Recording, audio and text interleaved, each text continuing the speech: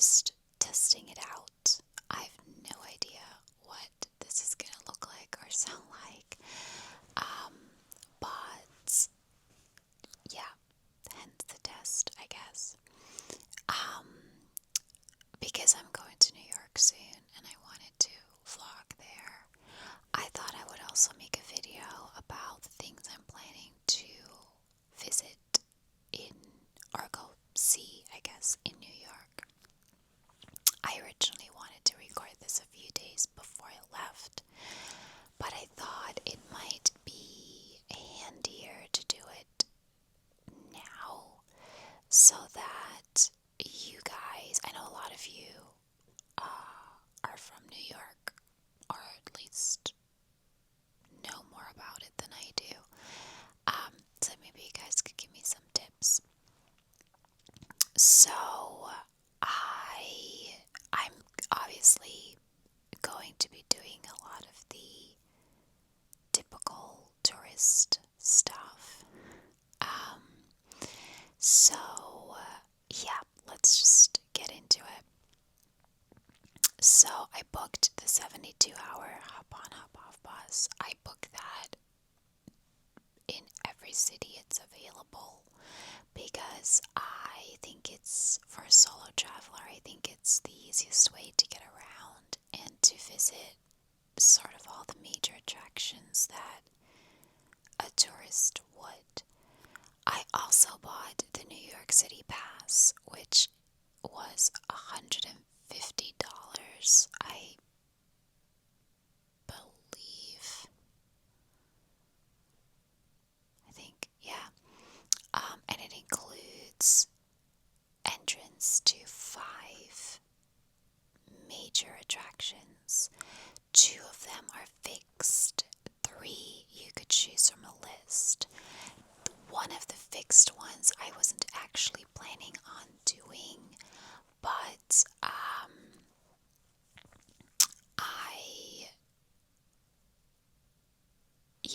it was included, so I'm probably gonna do it anyway, but if I don't, I won't feel like terribly bad about it. So, I arrive late in the evening on a Friday, and I have to take a shuttle back to the airport around like 1 p.m. on Wednesday, so I really only have 4 full days. So on the first full day that I'm there, I was planning on just walking around, exploring the neighborhood around my hotel. I'm fairly close to Times Square, so I will be definitely visiting Times Square. Well, obviously, but like properly taking time to visit it because I'm right nearby. I also have Top of the Rock booked for that day. That was an attraction I chose from the CityPASS because Rockefeller Center is like a 15-minute walk from my hotel or something like that. I've never done that one. I just want to say I've been to New York before, but I've been to New York in 2007, so 19 years ago. I also bought the CityPASS then. I went with a friend then, but it was a physical booklet. Now it's all virtual tickets. And then I went again in 2007, but I had a workshop in our office in Philadelphia, so I just went a weekend. I flew on the Saturday to go to New York for 2 days, but I took the train to Philadelphia on Monday morning, so I really had no time to visit anything. I still booked the hop-on, hop-off bus for 24 hours, but I don't think I actually got off it. I just kind of rode it around to look at everything from outside. So yeah, the first day I was planning on just doing things on foot, Top of the Rock, and like visiting the Nintendo store, which is right across from Rockefeller Center. Major for me. I visited since I heard it exists. So, really looking forward to seeing the Nintendo store.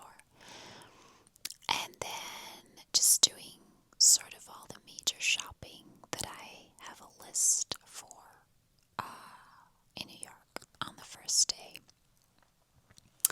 And then on Sunday, I would start my hop-on, hop-off bus. I initially have the Empire State Building booked. Now, I have to be realistic in who I am, okay? I'm not a 7 a.m. person. I've been trying to become a 7 a.m. person for 2 months and I failed miserably. I tried for a week to get up at 10, which is only an hour before I normally get up, and I failed every single day. I can do it if I have to travel or if I have an early meeting for the day, but I need a reason. Like on Monday, I have a GP appointment at 10:15, which means I'm going to have to get up at 9 to give myself time to wake up and actually get ready to go. And I can do that if I have an actual reason. But no matter how badly I want to become a morning person, because I know it's going to be so much better for my mental health, I just can't force myself to do it. It's like such a long work. Anyway, I have to be realistic in the fact that I'll probably be able to force myself to get up at 9 every day, but it's gonna take me like 2 hours to get going. Like, I'd like to have breakfast in my room because, I don't know if you heard my stomach, my digestive issues are still a little too present for me to always eat out. So breakfast is something I can easily buy in the supermarket or deli, whatever they have in Manhattan, and eat in my room every morning before I get ready to leave. So I'm counting that I will take the bus at the earliest around 11 every day.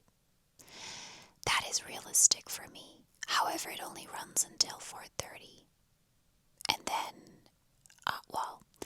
the first stop, the last bus leaves at 4:30 and it arrives back at 6. So it does a 90-minute loop. It's got 2 routes. The major route is a 90-minute loop. So I'll get into that later because that's a problem I might want some advice on. Anyway, Empire State Building was one I wasn't going to do because I did it in 2007 and really didn't enjoy it. But it was minus 15. There was snow everywhere. Central Park was completely frozen over in that the snow had just turned into ice. My friend and I walked through Central Park, slipped and slided everywhere, and we kind of said, after a while, like, we have to find the nearest exit because this is just unsafe at this point. So there's always wind on top of the Empire State Building, and at minus 15 on the ground, that was ridiculously cold. I think we did one side and walked back in practically with hypothermia. So I just wasn't really interested in doing that again. But I know this time of year it'll be warmer. And who knows, it might even be so warm that the wind on top of the Empire State Building will feel good and cool me down. It was, it was one of the 2 fixed attractions of the CityPASS. So if I do decide to skip it, I won't lose sleep over it, but I might as well do it. It's, I think, less than a 5-minute walk from my hotel, so I will probably just walk over. I have it booked for 11:30. But again, like, they recommend that you book everything in advance, but at that time of year, like end of May, I don't think too many schools are out yet, and I don't think everything is going to be full booked. So I'm hoping, because I don't like to book my days in advance. I like to wing it and see what I feel like doing on the day. I'm hoping there's some flexibility with that. Like, I'm hoping that if I book something for 1 p.m. and I show up at 11 a.m., that they will just let me in. But I guess I'll have to see. So, Sunday, Empire State Building, and then I was planning on taking the hop-on, hop-off bus about an hour later to Battery Park, and then I have the Statue of Liberty booked for 2 p.m. They advise you get there about an hour before your scheduled time, so I would easily get there at 1 p.m., hopefully a little bit earlier. And that includes like the ferry, Ellis Island, and then the Statue of Liberty, just not the Crown. But I wouldn't pay extra to visit the Crown because I think my fitness levels aren't good enough for that. I think I would literally die visiting the Crown. So, planning on doing that, and then that's really it. From my experience, everything takes a lot longer than it does in my head. So I booked 1 or 2 things per day, and if I have time for a third and they're flexible enough in letting me just switch days on the spot, then great. Otherwise, I will just do a couple of things every day. Monday, I have the Museum of Natural History booked, which was the other fixed attraction in the CityPASS. It's my favorite museum of all time. I would visit that anyway, but the bus used to have 3 routes. One of the routes was a Harlem one, which was actually really nice because Harlem is a really beautiful area to visit in New York. But they no longer run that route. It also ran past the Museum of Natural History, and it doesn't anymore. So the easiest way for me to get there is by taking the other route that goes east of Central Park and get off at the stop for the Met and the Guggenheim, which are across the street from each other. Never knew that. I visited the Guggenheim before, never done the Met. Really want to do the Met. But I did not see it when I walked out of the Guggenheim last time. I wasn't looking for it either, but I didn't know they were across the street from each other. Anyway, I would have to get off at that stop and then walk through Central Park to the Museum of Natural History, which is about a 20-minute walk. Now, I booked only that museum for the day because I could get lost in that museum for an entire day, and I don't want to give myself a time constraint for that one. So, if I somehow make it there, I think I booked it for 12. If I somehow, after 3 hours am fully done, I could potentially do like the Met on the way back. The Met was not included in the list of attractions for the CityPASS, so I would either way need to buy a separate ticket, and I would wing that. I would just go in and see if they still have any available because I can't plan everything in advance. And if I actually do spend my whole day there, then I just have to walk back across Central Park to that stop to take like the last bus back to my hotel. And then on Tuesday, I have I have the Guggenheim booked. And I was planning on then also doing the Met, but again, wing it, because I don't want to give myself a time limit for the Guggenheim. I don't know how long I'm going to spend in there. And I can definitely do 2 museums in one day, but I don't want to do 3 in one day because that's a little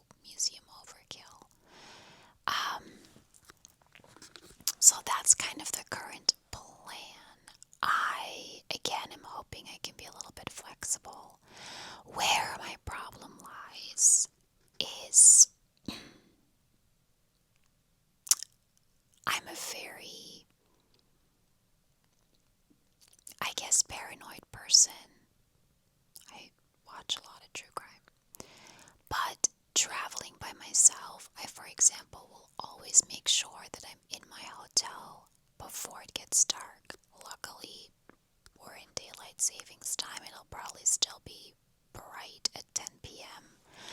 But I was planning on visiting Century 21 after I visit the Statue of Liberty because it's right there. But if realistically I'm back on Manhattan ground, let's say at like 4, and I get to Century 21, say at like 4:15, the last bus that leaves from a stop, actually only a 3-minute walk from Century 21, leaves at 5:15. So that only gives me an hour. Now, I haven't been to Century 21 in 19 years. I don't remember much about it, but I do remember that it was huge, and I don't think an hour will be enough. So, this is where I need people's advice. Sorry, my neighbors behind me are, for some reason, I can't say for some reason, I'm in my bedroom. They're also in their bedroom, and they're constantly looking out the window at me filming a video. Normally I'm sitting on the floor back there and no one can see me, but because this is a new camera, I have it propped up on the windowsill, and they're constantly looking at me, and I am constantly tempted to look at them. Sorry, I'm really trying to focus on the camera and not look everywhere but the camera. Ignore them. Okay. So, first of all, if you know Century 21, is it worth my visit? I don't remember too much about it, but for example, is it as cheap as an outlet mall is? Do designer brands sell stuff for half the price? Is it cheaper than that, or do you not get stuff that much cheaper? I don't remember this. Also, is it wildly busy, crazy, clothes all over the place, or is it a neat, clean department store that is definitely worth the visit? That's A, kind of what I want to know, and B, if I get stuck in a place at any point where I can no longer take the bus, where my last bus back to my hotel is gone, what is the best way for me to go somewhere? Because this is where my paranoia comes in. I do not Uber or Lyft. I have taken a Lyft a few times out of absolute necessity. It's always Lyft. It's the app I have installed on my phone. And I know that I'm being extra with this because I have plenty of single friends who live in the United States who Uber all the time. But Uber doesn't exist here. Well, actually, I think it does, but probably just in Dublin, where I live, we still take official taxis. And given that I am so into true crime, all I ever read online is the bad stories and the horror stories of girls alone in an Uber or a Lyft, and it scares me, and I don't like doing it. So I am definitely not taking the subway by myself. That is a hard no. Your experiences in New York, is it safe to take a Lyft as a girl alone? Do I yellow cab it, and is that safe? What are kind of my best options, I guess, if I get stuck with that last bus? Because aside from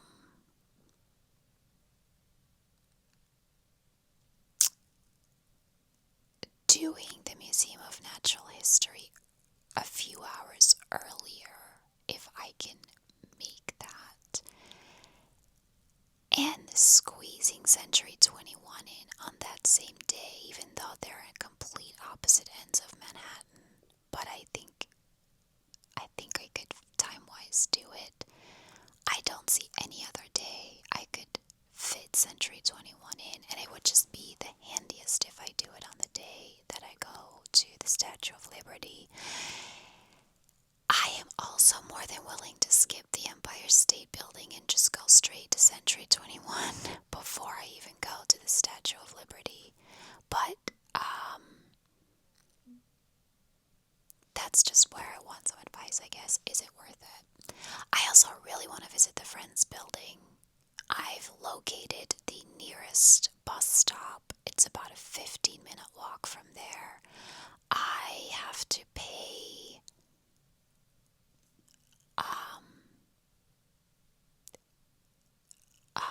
how much is it?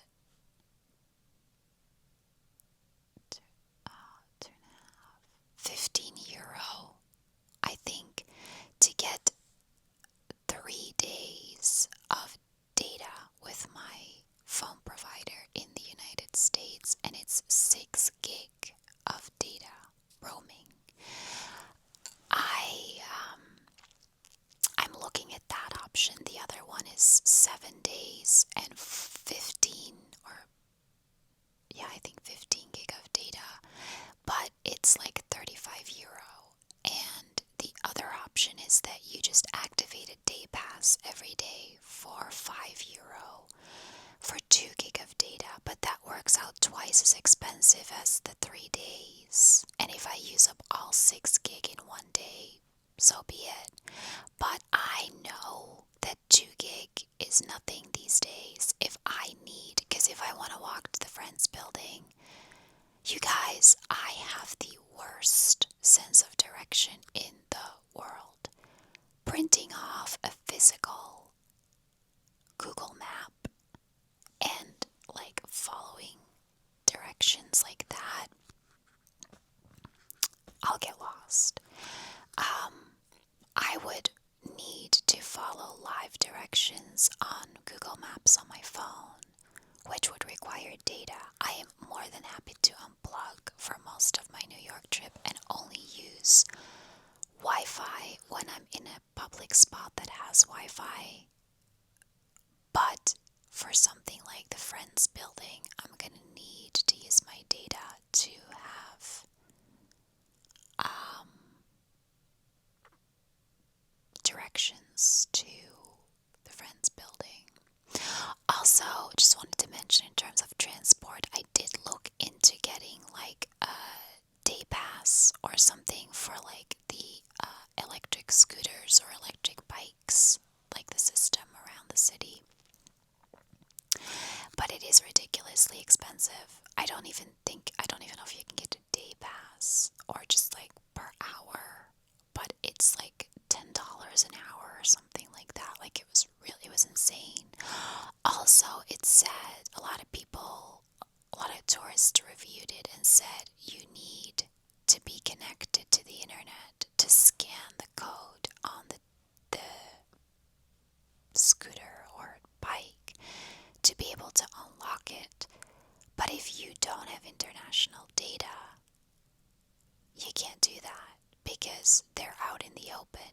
There's no Wi-Fi for you to connect to. So while I will have data, I don't know if I'll have enough to use that system. But if you've been a tourist in New York and used it, do let me know what you think of it and how it works, because I was thinking of maybe just doing that and like cycling to the Museum of Natural History, maybe even on the first day, like on the Saturday, to Top of the Rock and then cycle to the Museum of Natural History for the rest of the day and cycle back to my hotel. I think that would be awesome, although cycling in New York, maybe not. But you can cycle through Central Park, right? I would just like walk over to Central Park. It's very close to Rockefeller Center. And then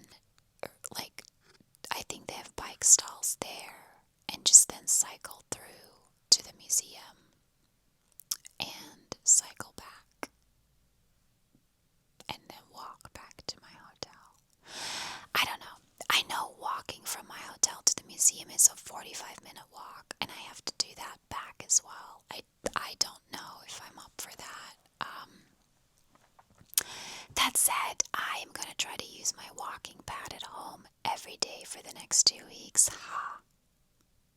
But I'm really going to try to, because I know New York is a lot of walking. There's just no getting out of that, and I have to be fit and ready to do that. So that's currently the plan. I also really want to do Washington Square Park because I've heard, well, I get a lot of my New York references these days from rewatching Project Runway over and over and over. They did something in Washington Park in the later seasons, and it looked, I think it was a new park, or they did something new with it, and it looked gorgeous. It is also very, like, it would kind of be on the way back from the Friends building to my bus stop. So it's like on the other side. The bus stop is on the other side of the park.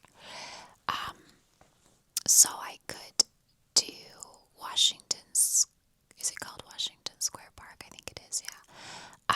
Love to do that. And then obviously, oh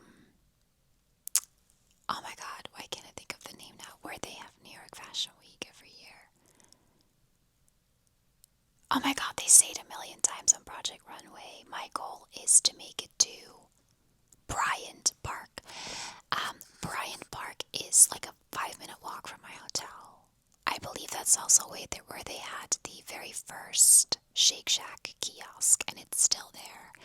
And Shake Shack has my favorite burgers in the world, and I plan to eat one every night. But like pick it up for takeout and eat it on my hotel bed. I just like that. It's comfy. Would love to pick up a Broadway show twice in New York. Still have not seen a show on Broadway, and every time I go to London, I do at least 2 shows on the West End, if not 3 sometimes. Have never seen a show on Broadway. Would love to do that, but I think that's going to be a spur of the moment thing where if one night I feel up for it, which is doubtful after a whole day of doing stuff. You know, us neurodivergent people have a very small social battery. I would love to do it, but they have those like last minute ticket booths that are legit, where you can just get a ticket if you decide last minute to go. So I would love to, but it's not currently planned out yet. So I'm gonna leave it here. I hope I am aware that I keep looking at the little viewfinder rather than the camera. So I hope that I have to learn how this camera works properly and how to use it properly. But it's a great one for vlogging, really. It's not going to be my ASMR one. But I just wanted to try it out. I wanted to try it out outside today as well and see how the wind filter works out in this weather. But we've had a whole day of sunny spells and showers, and I really didn't want to risk being out with this camera and having a shower come down on us. I hope it's water resistant. I actually have to Google that. But still, I don't really want it to get wet. So, anywho, thank you for watching. Give me all your New York tips below. Give me all your travel tips below, like in terms of being a girl alone, what you consider safe and what you don't, especially in a city like New York. I don't want to make New York a villain. Okay, New York is my favorite city in the world and always will be. I love visiting it. But it's a major city. Every major city has its dangers for especially single females. So I just want to I'm always conscious of that because I travel so much by myself. I'm always conscious of my surroundings and of what should and shouldn't do. But I do know that I might exaggerate in that a little bit. So if you have any good tips for me, please let me know. And other than that, I will see you in my next video. I still have to do the Disney and Universal videos. I'm going to try to do both of those this week so that I have them scheduled for next Sunday and the Sunday